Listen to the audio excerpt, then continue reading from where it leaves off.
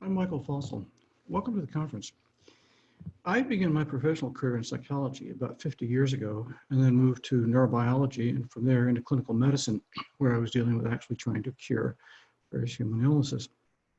We're going to follow much the same arc in this discussion over the next 30 minutes, talking about curing the dementias. And I'm going to start off by making some psychological remarks about the way we view these diseases, move into the neurobiology, and finally into the possibility of curing the dementias. When we talk about dementias, we generally think of some of the common ones. For example, Alzheimer's disease, Parkinson's disease, frontotemporal dementia, posterior cerebral atrophy, or generically vascular dementia. But as it shows here, many of these syndromes tend to overlap. For example, our patients with Alzheimer's disease often have motor components. Our patients with Parkinson's disease frequently have cognitive problems. And the same is true with regard to vascular dementia, because many of these different age-related dementias have overlapping vascular problems as well. And in fact, if we expand our view of these to many of the other syndromes that we can think of that are age-related dementias or age-related neurocognitive problems, we often find that there are what we think of as atypical dementias. They don't fit neatly into any of these categories. In fact, there are entire global conferences on atypical dementias. And in fact, the concept of mixed dementias has become increasingly common over the past decade or so. And the reason is these diseases, as I say, tend to overlap. There are syndromes that are fairly clear-cut, but many of them have gray zones where the boundaries simply mix and overlap, and our patients have elements of many of these.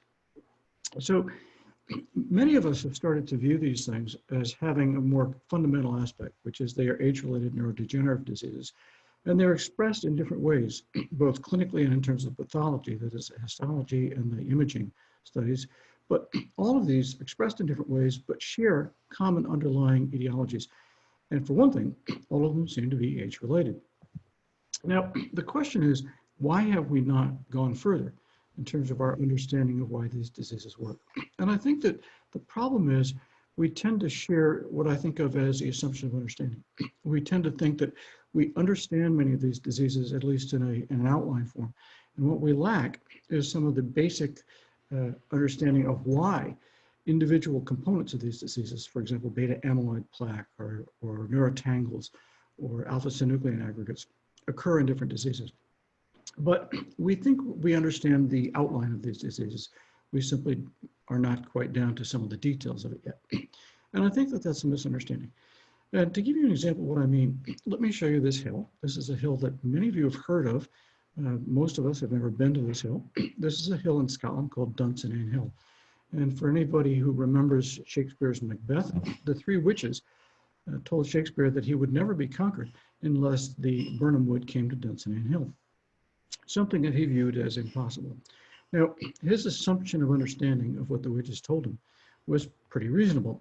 How could a wood come to the hill? Until Malcolm cut down much of the wood, using it to shield his soldiers, marched on Dunsinane Hill, conquered, and in fact, killed Macbeth. So what's going on here is not that the statement was wrong. Shakespeare obviously purposely misled us, but there was an assumption of understanding on the part of both the audience and Macbeth. And that assumption led to error. We do the same thing in both science and medicine. This is an example from a bit more than 125 years ago, where Lord Kelvin, who was probably the world's preeminent physicist in 1895, and knew a great deal about weight and a great deal about air pressure, but very little about aerodynamics, made the statement that heavier than air flying machines are clearly impossible, some 8 years before the Wright brothers proved him wrong. And even then, it took about 5 years before most of the world came to agree that this had been accomplished. The assumption of understanding was there. We assumed that heavier than air flying machines were impossible. And that was not an unreasonable assumption, but it was in error. We had not looked far enough into our understanding of what was really going on. The same thing occurred a few years later with regard to classical physics. Most of us are quite familiar with day-to-day objects like billiard balls. And we make the assumption, or we did in the early 1900s, that atoms and subatomic particles were no more than small billiard balls and even smaller billiard balls. And that was understandable, given our daily experience with objects, but it was nowhere near being correct or accurate. And it was not until 1924, with the publication of Max Planck's first article on quantum mechanics and the Schrodinger equation in 26, that we begin to have a more accurate understanding of reality, allowing us to do things like have this conversation now.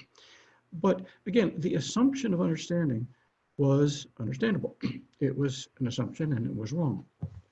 It's sort of like looking out at the landscape and seeing that the earth appears flat because we're simply too narrow in our view. Well, we do the same thing in medicine. I was practicing medicine before this article came out. This was an article by Robin Warren and Barry Marshall, came out in British Medical Journal in 1983, and it upset our assumption of understanding about things like pyloric ulcers. We had assumed prior to this that ulcers are caused by a combination of stress and acid. And that assumption was clearly inaccurate. It was not until they pointed out that Helicobacter pylori, shown here on the right, was the etiologic agent, that we began to get a more accurate understanding in medicine of what ulcer disease was. And for that, they won the Nobel Prize in 2005, which was deserved. Again, our assumption of understanding was, roughly speaking, understandable, but simply inaccurate. Well, we do the same thing in other aspects of medicine, particularly when it comes to age-related cognitive decline. For example, we assume, again, that we understand what's going on with beta amyloid or tau tangles or alpha-synuclein aggregates, or for that matter, vascular insufficiency, without actually going further and questioning our assumptions about how those processes work. Basically, we wave our hands and don't go further. And this is the risk that we face. Well, this is a statement by a friend of mine. This is Dr. Leonard Hayflick. Dr. Hayflick, I think of him as my favorite curmudgeon. He was the first person in the world to describe cell aging in about 1960, early 1960s. And he and I were chatting a few months ago and he made this statement, and he is quite accurate. I think all of us make the assumption, reasonably enough, that aging is the single greatest risk factor, predictive risk factor for age-related diseases. If I'm trying to predict whether you're going to have Alzheimer's, for example, your age is the best predictive risk factor. But we then entirely ignore the aging process because we assume we understand it. And we move on to the histology, the pathology, the cognitive changes without actually asking ourselves what we mean by aging. And that is a huge mistake. About a year and a half ago, the Alzheimer's Association asked me to come to Washington to give a summary talk on a conference on animal models of Alzheimer's. And the question that we were addressing was this one: why is it that everything works in mice, nothing works in humans? And in fact, a lot of things don't work in mice either. And a number of things hit me. One was simply a humorous observation, which is that every single creature I can think of that has been involved in these animal models has bitten me at one time or another, whether it's rats, mice, dogs, cats, monkeys, rhesus monkeys, gorillas, human beings, and otherwise. But on a more serious note, there are a couple of problems that we have. One is that you and I tend to share about 75% of the protein expression genes with mice, but the other 25% we don't. And almost invariably, the animal models we use address processes that are related to that other 25% that we don't share with mice. So it's small wonder that they don't translate well to human studies. The other thing I pointed out is that while we have methods, for example, monoclonal antibodies, and we have targets, for example, beta amyloid, what we lack is an understanding of why these processes work. For example, we talk about beta amyloid or alpha-synuclein in some of the human dementias, but without any understanding of why they accumulate. Again, back, for example, to the aging process. What does aging have to do with beta amyloid and alpha-synuclein aggregates? Well, that was the gist of it. And part of what I was saying was that we share very many fundamental processes, those 75% of other genes, with mice, but a number of them we don't. And the result is that intermediate pathways are quite different. And so the clinical presentations between, say, a mouse with cognitive decline and aging and a human with cognitive decline and aging are notably different. We both show cognitive decline, but the way in which it's expressed is different. We share fundamental processes with regard to aging, but the way those are expressed differ because of our different genetic and epigenetic backgrounds. The same thing, interesting enough, is true of human diseases too. Now, for example, we can see vascular dementias or Alzheimer's or frontotemporal dementias. The underlying aging process is identical. The process of cell aging is identical, but the way in which they're expressed differs because all of us differ slightly in our genetic backgrounds and our genetic backgrounds as well. The outcome then is that we see different age-related neurodegenerative diseases, even though the underlying fundamental process is the same. What we need, as I said then, was a unified systems model. And by that, by unified, what I mean is a model that encompasses all the findings we know clinically and otherwise. For example, can we explain Alzheimer's heterogeneity? Why is it that some of our patients show Alzheimer's dementia at age 50 and others, centenarians, may not show it at all? Why is it that people have different sorts of human dementias? Why some patients have Parkinson's, others have frontotemporal dementias, some people have Alzheimer's, and so forth? Why is that there's heterogeneity in that respect as well? Also, can we explain the cognitive decline in other species? It's not enough to have a model that simply explains age-related changes in humans, but how does it explain age-related changes in cognitive decline in other species as well? We also need to explain the impact of upstream mechanisms. Why is it there are risk factors such as genetic risk factors, trauma, toxin exposures, radiation, infections? Why have these all shown some correlative changes in our risk of Alzheimer's and other dementias?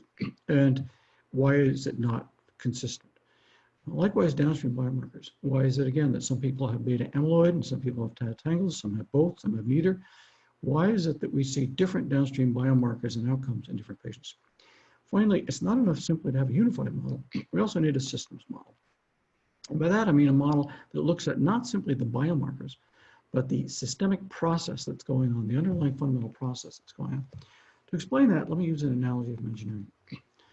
What you're looking at here is a Rolls-Royce Pearl 15 jet engine on the left, the turbofan Trent 900 turbofan that powers that jet engine, and a single fan blade from that turbofan in the foreground. A friend of mine was responsible for overseeing the creation and manufacture of these, and he said to me one day that what I was looking at was a systems model of aging and age-related diseases. To explain what he meant, he said, listen, if I look at that turbofan blade and it fails, I don't simply ask what's wrong with the turbofan blade, that is the metallurgy and the way we've produced it and the shape of it. I ask what's wrong with the turbofan blade in that Trent 900 turbofan, the turbofan in that Pearl 15 Rolls-Royce jet engine, the Rolls-Royce jet engine in the Airbus 380 at 35,000 feet going hundreds of miles an hour between continents. It is a process. It is a systems process, not simply a matter of the components.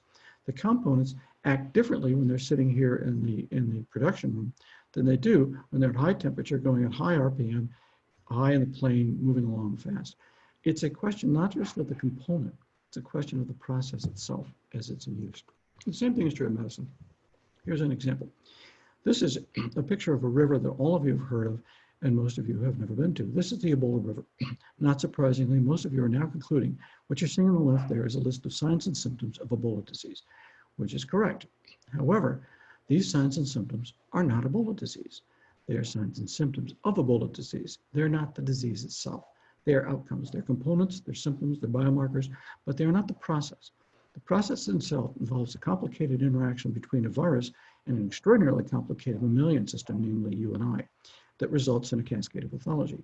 We should not confuse the outcome, the signs and symptoms, the components of biomarkers, with the disease process itself. Moving to aging, here's another example. We look at the macroscopic level. I think all of us are aware of these sort of findings at the macroscopic level in aging. We see these sorts of diseases or the declining glomerular filtration rate. We see all of these in ourselves and those around us as we get older. These are not aging. They are biomarkers of aging, they're components, they're outcomes, they're signs and symptoms of aging at the macroscopic level, but they are not the aging process itself. Even if we go further down and we look at the microscopic level at aging, we could list literally dozens, perhaps hundreds of these changes at the microscopic, cellular, genetic levels. But these are not aging. They're things that occur in the aging process, but telomere shortening per se, for example, is not aging. It's part of the process. As is increased mutations, decline in DNA repair, lots of these things occur during aging, but they're not the process itself. The process itself is dynamic. The same is true when we look at age-related dementias. These are biomarkers that are typical of many age-related dementias, particularly Alzheimer's disease, for example, or in this case, also Parkinson's. Failure of the blood-brain barrier, lymphatic changes. These are processes we've all been looking at for the last decade or so, but these are not dementias. They are biomarkers of dementia. They are not the process itself. Many of you at this point would go down further and ask what's going on at the genetic level. But the genes themselves are not the disease. They correlate with the disease, they are outcomes, they're associated findings, but they're not the disease itself. Example, we know that patients with two ApoE4 alleles have an increased risk of Alzheimer's, and yet we see patients with two ApoE4 alleles who do not have Alzheimer's, We see patients with Alzheimer's who do not have APOE4 alleles. The same is true of any of these other genes. By themselves, they are not the disease. They are associated with, they're predictive risk factors, but they are not the disease itself. In science, we often say if you can't measure, it's not science. But measurements themselves are not enough. It's not enough simply to know the genes or the histologic changes, or the protein changes, or the gene expression per se, because those aren't an understanding. They're simply a list of measurements. Science is not simply a matter of measurements. It's a matter of understanding what those measurements mean. The same is particularly true with regard to medicine. In medicine, it is not enough simply to measure the patient's vital signs, measure their performance on MMPI. What we need to do is understand what that means at the process level, because if we can't understand it, then we can't intervene and cure it and make it better. This is something that has bothered me in many ways for decades now. I first become interested in the aging process at the cellular level perhaps 40 years ago. And 24 years ago, I gave the first talk ever at the NIH on the prospects for actually intervening in the aging process. There were the 2 points I made, and I'm going to make the same 2 points now and later in this talk. The first point I want to make is that anyone who leaves that talk or this talk and thinks you can or cannot reverse the aging process is naive. The question is, where's the data? That's a sophisticated, rational response to that prospect. The second question is, what is aging itself? What is the aging process? So this is something I addressed at the NIH, as I say, a quarter of a century ago. To get at the aging process, let me give you some examples. Human beings, for example, have a lifespan typically about 75 years. That is Coco, the gorilla who spoke sign language. I was actually her babysitter for a year for 6 hours every Wednesday. I am humiliated to admit that she had a bigger vocabulary in sign language than I did. And that's her cat, Allball. She lived about 40 years, died about a year or so ago. Typical domestic animals, cats and dogs, for example, tend to live about 2 decades, depending on the breed. Typical mice and rats tend to live about 2 years, again, depending on the particular breed of mice. But if you were to say that aging just happens, you'd have to explain why aging just happens at different rates in different species. Likewise, if you were to say that aging is simply a matter of entropy, you'd need to explain why it is that entropy works at different rates in different species. Most of us at this point, again, wave our hands and make references to genes. Clearly, there are genetic differences between all of these species, and somehow that's a problem. That expresses itself in different rates of aging. But note it's not simply a matter of different genes between species. It's also true within species. These are project children.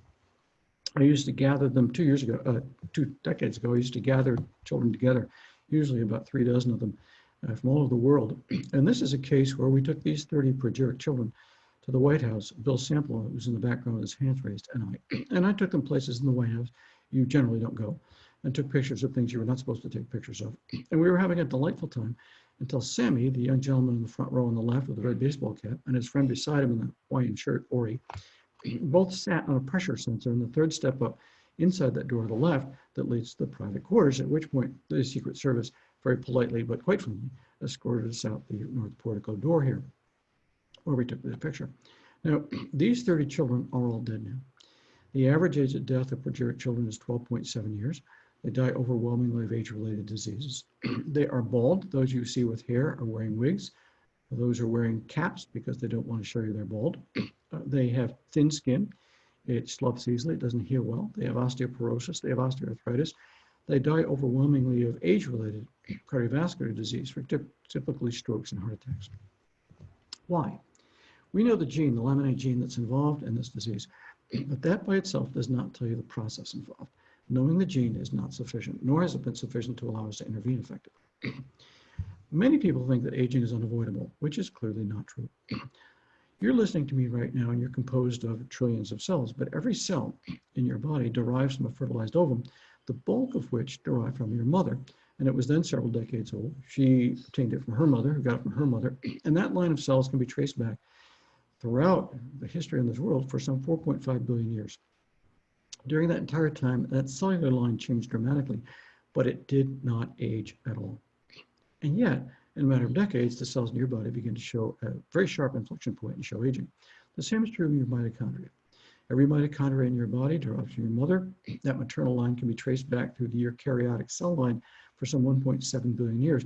And during that entire almost 2 billion years, the mitochondria showed no evidence whatsoever of age-related changes. And yet, There was an inflection point, and most of the mitochondria in your body, if I were to measure them, would show mitochondrial aging changes now. Why is that? Why is it that aging occurs in certain cases and not in others, and clearly in different rates in different species as well as within our species? Well, this is an issue that has bothered me now, as I say, for perhaps 40 years. I wrote the first book on the prospects for actually reversing the aging process, now about a quarter of a century ago, and the first papers ever in the medical literature in the Journal of American Medical Association, in which I argued that if we could reverse aging at the cellular and genetic levels, we'd be able to intervene to cure and prevent age-related diseases. This was followed by what was the first and still the only medical textbook in this area by Oxford Press, which is a remarkable academic book. You'll find it's difficult reading. It's some 4,700 references, followed by a book here shown on the right, The Telomerase Revolution, that the Wall Street Journal called one of the best science books of the year, and is meant for the general public. But this question still bothers me. What is aging? Most of us are aware it has something to do with entropy, but it's clearly not simply a matter of entropy, as I implied. It's something else as well. To give you an analogy of what's going on, consider gardens. If I look at gardens, these are pictures of some of my gardens. The reason that a garden does well is because it's maintained. It is not simply a matter of how many weeds you have, that is entropy. It's a matter of how well you weed it, that is maintenance. So aging is always a balance, as it is in gardens, between entropy and maintenance. And this is particularly true when we look at cells biologically. The reason that the germ cell line maintains itself over 4.5 billion years is it is flawlessly maintained. It is not that no entropy occurs. And entropy is continuous throughout that cell line, but the maintenance is also continuous and operates almost flawlessly. However, in human cells, for example, the cells of this 80-year-old man on the left feeding the bluebird, the maintenance begins to decline. It is not simply a matter of entropy. It is a failure of maintenance. To give you a better idea how this works, I'd like to compare young cells and old cells. If we look at young cells that have long telomeres, which sets the pattern of gene expression, you find they have a particular pattern of gene expression for every cell in your body. So, for example, if I looked at my young cells at age 10, they would be different, very different in their pattern of gene expression, but very identifiable in each particular cell type in my body because of a pattern of gene expression. But they'd be very different than the cells I have. I turn 70 later this year. And the pattern of gene expression in the cells is different. The genes themselves are the same. The cells are still there, but the pattern of gene expression is altered. Telomeres are shortened, and the pattern of gene expression is dramatically different. To give you some idea of how telomeres operate, let me use the analogy of a symphony orchestra. The difference between a young cell and an old cell is not a difference in the set of instruments and the musicians, nor is it a difference in the conductor itself. It's the choice of the score and the tempo. The telomere essentially sets the score, sets the tempo for gene expression. If I have two orchestras and one's playing Beethoven and one's playing Brahms, the difference is not the instruments. It's not the genes in effect. It is the score that's being played. The instruments are the same, the musicians may be the same, and whether they're playing Beethoven or John Cage or Grateful Dead, we can still play the same exact instruments with a totally different score. Same is true with the difference between young cells and old cells. It is the same set of genes playing a different score. Cell senescence, by the way, is a spectrum. It is not something that's simply replicative senescence. You'll find throughout the literature, people tend to confuse cell senescence with replicative senescence. Replicative senescence is an end point. It is the end state of cells that no longer will divide whatsoever. But cell senescence begins early in your life and progresses over the course of your life as cells divide. It's only in terminal cell senescence that you find the inability to replicate. What's going on in these cells is that in young cells, you find that any particular pool of molecules you look at has a rapid turnover. And what's happening then is that while you have damage, signified here by the little red star, it tends to be washed out. So for example, whether I'm looking at the collagen and the elastin in my skin between my cells, or the beta amyloid between the cells in my brain, or whether I'm looking at mitochondrial enzymes within my cells, the turnover is fairly rapid in young cells. And there's very little accumulation of damage and therefore dysfunctional proteins, for example. But as telomeres shorten, they change the pattern of gene expression. And the result is that that turnover of molecules begins to slow, and you therefore begin to get slow accumulation of damage and dysfunctional cells, or dysfunctional molecules, and dysfunctional cells as well, until you get to the point where the cells are in fact fairly old, and you have a very dysfunctional cell because damage has begun to accumulate. In any set of molecules you're looking at, again, the collagen in my skin no longer functions as well as it did when I was 10 years old. In fact, you can look at this mathematically. This is a formula from my book. But what this essentially says to you mathematically is this. If I have a young cell in which the turnover is fairly rapid, then the accumulation of damage at equilibrium is very small. But if I have an older cell where the turnover is very slow, then the accumulation of damage at equilibrium is fairly large. Older cells tend to accumulate damaged molecules because they're not recycling as fast. Here's an example with regard to Alzheimer's. If we look at young cells, we find that they're continually turning over beta amyloid. So cells are producing it, exporting it, rebinding it, taking it up into cells again, and then degrading it, and the cycle continues. In older cells, however, what you find is that the rate of turnover of those beta amyloid molecules is slower. And the result is you begin to get microaggregates. Now, you might reasonably say, what does that have to do with gene expression? Why is it that some patients get this at age 50 and other patients get this not at all? And the answer is genes do play a role. For example, if I have two ApoE2 molecules, the beta amyloid molecules I produce tend to be not very sticky, so the rate of damage is low. So even though I may be 75, 80 years old, I may not have Alzheimer's because although the rate of recycling or turnover is slowed down from my beta amyloid, the molecules themselves don't tend to accumulate much damage because they're not very sticky. But if I have two ApoE2 alleles, I make a different kind of molecule. My beta amyloid molecules tend to be a little stickier. And the result is the damage accumulates at an earlier age. So a patient with ApoE4 alleles may have Alzheimer's at age 50 or 60, whereas with two ApoE2 alleles, you may never have Alzheimer's. Well, regardless, the longer that recycling rate, the slower the recycling, the slower rate of turnover, the more prone you are not only have beta amyloid microaggregates, but you begin to get frank beta amyloid plaques. Nor is it simply true with regard to beta amyloid. Same is true if we look at taut tangles, mitochondrial dysfunction, which we'll come back to, inflammatory changes, or any other biomarker you're looking at, alpha-synuclein in the case of Parkinson's, for example. And the result of that is synaptic loss, dysfunctional cells, and finally dead neurons, or what we tend to see clinically, which is decreased cognitive function, memory function, executive function, motor function, all the other changes. Now, let's look a little more closely at other things going on within cells as these cells age. We look at the nucleus, for example. It produces about 99% of the mitochondrial enzymes you need to be able to produce energy, ATP in this case. But as that rate of recycling goes down with aging of your cells and the shorter telomeres, you find the mitochondria now are taking longer to turn over the mitochondrial enzymes. The result is you get more damaged enzymes. So instead of producing ATP, you're beginning to get dysfunctional enzymes and they produce more free radicals. Not only that, but the membranes themselves, the lipid membranes, are also being turned over more slowly. The result is you begin to get oxidized membranes. The result of that is the free radicals you produce are now getting out into the cytoplasm and into the nucleus. Also, you have scavenger molecules, for example, catalase and superoxide dismutase, which are also being turned over more slowly.